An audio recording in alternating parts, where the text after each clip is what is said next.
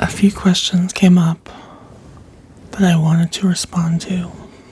What do you think that currently experts in the field of ASMR are criticizing the content because some content creators are sexualizing ASMR on YouTube and even on X18 adult platforms?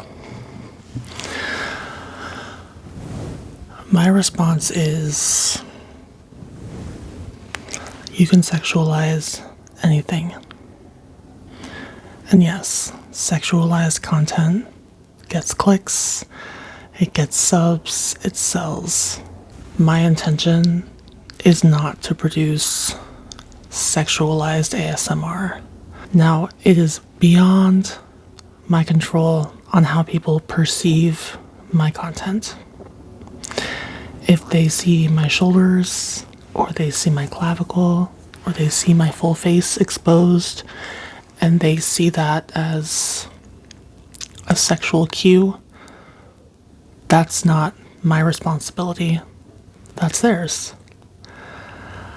Content creators who are not trying to create sexual content run the risk of having their content be used in any way that anybody wants to. You know, I post on YouTube. It's a free platform. Anyone can find my content. And perception is reality. If someone perceives the way I dress as sexually explicit, if the fact that I'm a married woman making videos where you can see any inch of my skin, if they perceive that as lewd or crude, that's their right. You know, people will perceive you how they want to based on their life experiences. That is not my intent, but when I Googled that question, because I was kind of curious as to who these experts are, and I didn't find any specific names, but a lot of it was creators using the ASMR term in their titles and in their content creation SEO simply to get it pushed out to that audience, even though it's not primarily meant for giving that response, that physical response of tingles or relaxation. They're simply using it to get their content pushed out to a wider audience. I saw a Reddit comment saying that, you know, brand new creators who are doing sexually explicit ASMR are getting thousands of clicks, while smaller creators who aren't doing that aren't getting as many views. And that might be true, but I personally am not going to branch outside of what I want to do with my content simply to get clicks or subs. I know why I make this content, and I know why I watch ASMR. I watch it to calm down. You know, I have ADHD. I watch it to like take a breath and come back in and feel my body and feel my fingers and feel my toes and hear that calming voice and get that warm, cozy feeling and then go to bed. But I thought that was such an interesting conversation, and there was recently a roundtable with 3 ASMR creators, and I'll link it below. And one of the things was, like, is ASMR sexual? And they all had a visceral response to that question. So I do not believe that whoever these experts are criticizing creators who are new to ASMR content creation. I think they're criticizing creators who are using that term when in reality their content is meant for a different audience. I'll put it like that. A little ASMR break. I love the little finger flutters. Because one thing is, I feel that someone's response to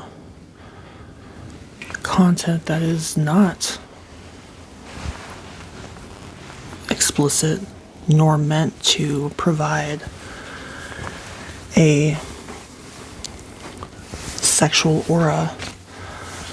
I think if someone sees, my shoulder exposed and thinks, oh my goodness, that is so sexual and inappropriate, and how crass. It is not anyone's job.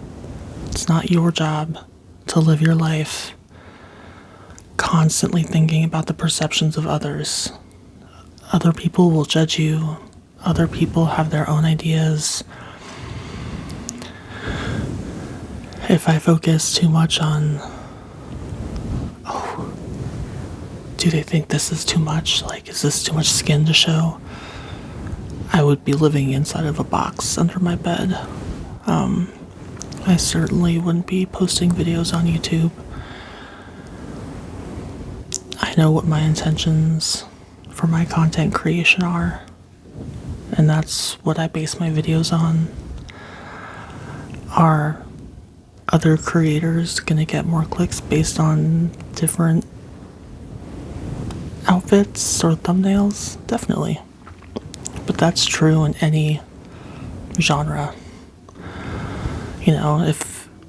If you saw a thumbnail with someone in a swimsuit who was talking about asset allocations in your 401k index funds, would that be considered as like sexualizing the finance field? You can sexualize absolutely anything. And if you've ever read the DSM-4, you know that people do sexualize anything. So I think a reasonable person can figure out what a content creator's intention is based on the content they create. And yeah, they're looking for that on this channel, then they'll get disappointed soon enough, which is fine with me. Because I want this to be fun and relaxing and cozy and nice. But I thought that was such an interesting question, and the fact that it came up in that roundtable with some really big ASMR creators, I wanted to make my video about it too. Another question is, do I plan to visit Latin America? For example, Chile, Brazil, Mexico, and more. I actually have a friend who lives in Brazil, and I would love to go and visit her because she is awesome. She moved there and learned the language, and now she's married and has a son. And I hear her speaking Portuguese, and I just think that's so cool. I would love to go to Chile. I would love to just explore the world with my daughter and let her see that, not everything is what surrounds us, which I think is so important. So yes, I definitely have plans to see the world, and I would love to go to Latin America. And then another question, was I ever trained in acting and or theater? Did you ever act in plays in school or in community theater? So I was raised for a time in a very tight-knit community, and yes, there was an acting group that I was part of. I feel like it teeter-tottered on whether they were really trying to teach us theater or if it was like babysitting, like they just had somewhere for us to go. But I did perform in Shakespeare plays, and that was a lot of fun. So yes, I did have some limited training when I was younger. I feel very, I think Uma Thurman. I just need that umbrella. Oh, and I think some hobbies I forgot to mention is I do like to read. I am slowly reading this book, Influence, and it's so interesting there are so many different tactics that are used to influence us and to persuade us in one way or the other, and it has been quite eye-opening and educational reading this book, so I would highly recommend it. Tonight's ASMR video will be linked in the end screen. I hope you enjoy it.